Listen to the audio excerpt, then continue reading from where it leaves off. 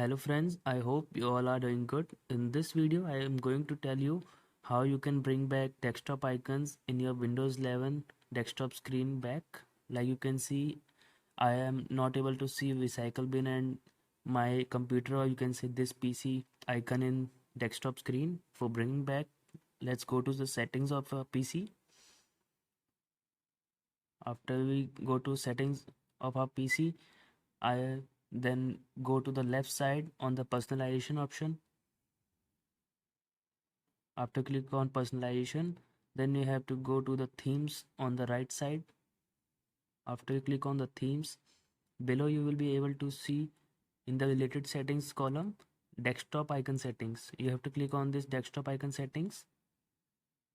Then you can see a pop-up window appears here.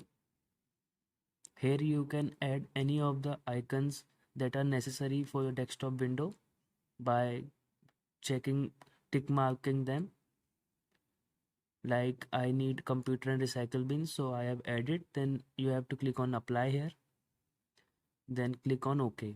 After you click applied those settings, now you can see that my PC is having now recycle bin and this PC icon. I hope this worked for you too. Thanks for watching this video.